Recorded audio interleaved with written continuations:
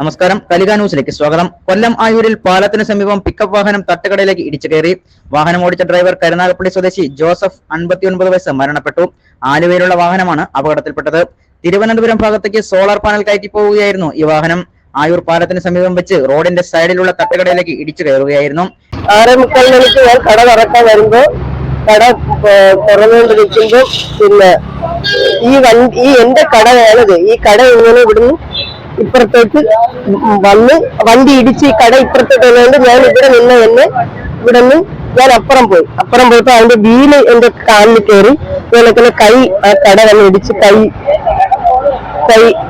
ഇതായി. ഇവിടെ വേദനയുണ്ട്, കാലിന് വേണ്ട എക്സ്റേ എടുക്കണമെന്ന് പറഞ്ഞിട്ട് അങ്ങനെ വന്നിട്ട് ഇങ്ങനെ വന്ന് ഇതുപോലെ വന്നു. ആ സ്ലാബിലിടിച്ച് രക്ഷപ്പെടുകയായിരുന്നു. അത്ഭുതകരമായി രക്ഷപ്പെട്ടെന്നേ പറയാൻ പറ്റും. കാര്യം ഞാൻ ഇവിടെ നിന്ന് തുറക്കുകയാണ്. ഇതാണ് ബാക്ക്, ഇത് നമ്മുടെ ഫ്രണ്ട്, ഇവിടെയാണ് ബാക്ക്. അപ്പൊ ഈ കട ഇങ്ങനെ ഈ വണ്ടി വന്ന് ഇങ്ങനെ ഇടിച്ച് ഈ കട ഇങ്ങനെ വന്നതുകൊണ്ട് ഇവിടെ നിന്ന് ഞാൻ അപ്പുറത്തോട്ട് പോയി, അല്ലെങ്കിൽ ഈ വണ്ടി എന്റെ പുറത്ത് കയറുമായിരുന്നു. ഡ്രൈവറെ ഗോകുലം മെഡിക്കൽ കോളേജ് ആശുപത്രിയിൽ പ്രവേശിപ്പിച്ചുവെങ്കിലും മരണപ്പെടുകയായിരുന്നു.